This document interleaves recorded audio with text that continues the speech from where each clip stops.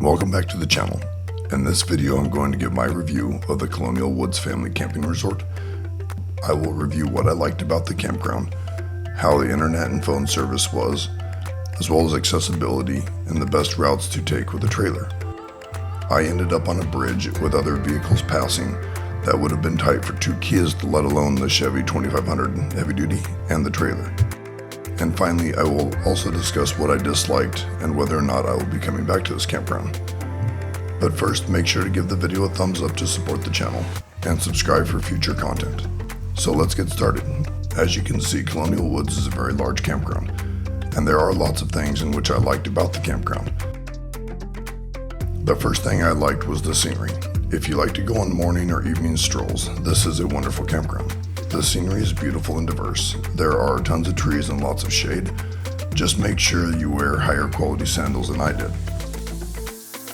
The scenery around our campsite was also really nice and peaceful. However, the campsites are stacked on top of each other. The next thing was the mini golf. They have a really nice course. It does cost $8 per person to play, and if you've watched any of my other videos, you know that I prefer the mini golf to be free. Right next to the mini golf, they also have cornhole, which you're able to borrow the sacks for free from the store.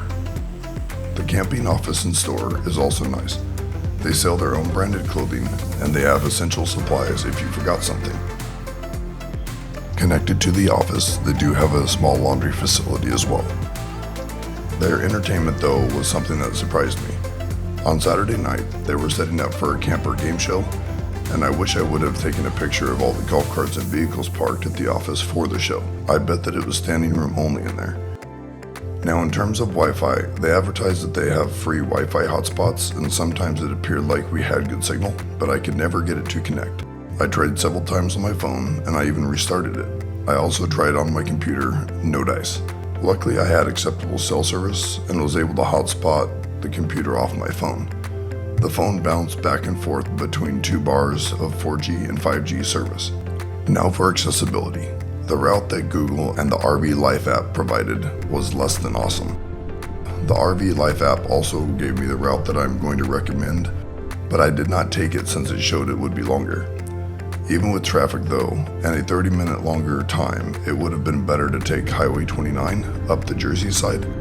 There were so many hills, one-lane small country bridges, stoplights, tight turns, and we even went through a covered bridge on the recommended route by Google. It was ridiculous and stressful. As an example, my miles per gallon going there was only 7.6 miles per gallon averaged. Coming back home on Highway 29, I averaged 13.8 miles per gallon. There were only a couple stoplights and it was nice smooth sailing. For crossing from New Jersey to Pennsylvania, make sure to take the bridge at Milford and not Frenchtown. Milford is 4 foot wider, which I found doing additional research for this video. We actually drove past it, and I thought that that would be a good point to cross, but we continued following the GPS. We crossed at Frenchtown, which is 16 foot 6 inches wide, and Milford is 20 foot. I really would have liked to have that additional 3.5 feet when I was crossing. So what did I dislike? Lots of people playing loud music. We had sports on one side and Latin music on the other. We went for a walk and there was a group of several sites which were making spodies and had rap music playing. Then walked back and there was a site with loud Indian music playing. We could actually hear it from the country store as we were walking back. It would be nice for people to be more respectful for their fellow campers and for the campground to enforce their rules. Absent the continuous music, we did like the campground. They have a nice pool area where someone was also playing loud music, which wasn't out of place given the setting.